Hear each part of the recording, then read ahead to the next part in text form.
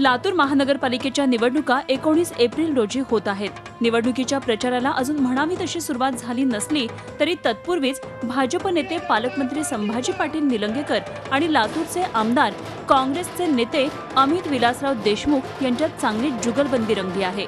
पालकमंत्री संभाजी पाटील निलंगेकर यांच्या नेतृत्वात जिल्हा परिषदेत काँग्रेसची राजवट उलथवली गेली। त्यानंतर ते अधिक आक्रमक झाले आहेत। तर टीका करण्यापेक्षा राज्य सरकारने लातूरसाठी काय केलं ते सांगावं असं आव्हान अमित देशमुख यांनी दिलंय।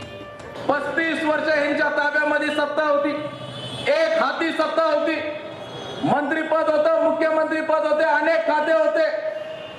35 वर्षामध्ये यांनी यांच्या काळामध्ये जेवढा पैसा लातूर जिल्ह्यामध्ये आणलेला आहे हा एकत्रित करायचा, 35 वर्षातला पैसा एकत्रित करायचा आणि आमच्या या 8 ते 9 महिन्यातला पैसा एकत्रित करायचा। आमच्यापेक्षा 1 रुपया जास्त जावं तर राजकारण सोडतो आणि घरी जाऊन बसतो। त्यांचा कार्यक्रम काय, लातूरसाठी त्यांनी आता राज्यामध्ये त्यांची सत्ता आहे, या 2.5 वर्षामध्ये त्यांनी काय केलं? गेल्या निवडणुकीत लातूरचं शांघाय करू असं जाहीर आश्वासन देणाऱ्या अमित देशमुखांनी स्वतःचं गाव बाभळगावही केली नसल्याची टीका संभाजी पाटील निलंगेकर यांनी केली आहे। तर लातूरचं शांघाय करू असं आपण कधीच बोललो नव्हतं असं सांगत पालकमंत्र्यांच्या निलंग्यापेक्षा बाभळगावचा विकास हा अधिक झाल्याचा टोला अमित देशमुख यांनी लगावलाय। शांघाय करायची हे करायची, मला पत्रकारांनी विचारलं, काँग्रेस म्हणतात की आम्ही लातूरचं निलंगा करू देणार नाही। अहो निलंगा सोडा, तुम्ही गेल्या वर्षी शांघाय करायचं म्हटलं होता, तुम्हाला बारामती करता आली नाही।